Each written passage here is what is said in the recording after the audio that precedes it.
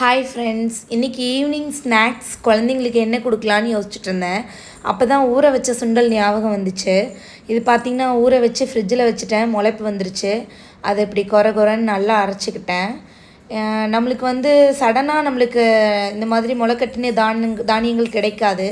அதனால நம்ம என்ன பண்ணணும்னா ஊற வச்சுட்டு அதை ஒரு பாக்ஸ் போட்டு மூடி தண்ணி வடிச்சிட்டு ஃப்ரிட்ஜில் வச்சோம் அப்படின்னா 7லேருந்து 8 நாளுக்குள்ளே முளைப்பு வந்துடும். அது இன்னுமே நம்மளுக்கு ஹெல்த்தி தான். இப்போ இதில் தான் நான் வடை சுட்டு கொடுத்தேன்.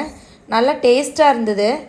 கேரட்டு, கொஞ்சமாக புதினா தழை, கருவேப்பிலை, நான் ஒரு பெரிய வெங்காயத்தை பொடியாக நறுக்கிட்டேன். இப்போ இது கூட பார்த்திங்கன்னா லைட்டாக பெருங்காயத்தூள் போட்டிருந்தேன், உப்பு தேவையான அளவு, சீரகம் 1/2 டீஸ்பூன் சீரகம். இது காஷ்மீரி மிளகாத்தூள், நான் சும்மா கலருக்காக ஆட் பண்ணியிருந்தேன். இது காரம் இருக்காது. பச்சை மிளகா போடலை குழந்தைங்களுக்காக. நீங்கள் பெரியவங்க காரம் சாப்பிடுவீங்க அப்படின்னா பச்சை மிளகா கொஞ்சம் சேர்த்திக்கோங்க. இப்போ இதை பார்த்திங்கன்னா நல்லா மிக்ஸ் பண்ணிவிட்டு வடை போட்டு சின்னதாக, குழந்தைங்களுக்கு இல்லையா அதனால் குட்டி குட்டியாக சின்ன வடையாக போட்டு எடுத்துட்டேங்க. அவ்வளோதாங்க, சூப்பரான டேஸ்டான வடை டீ ரெடி.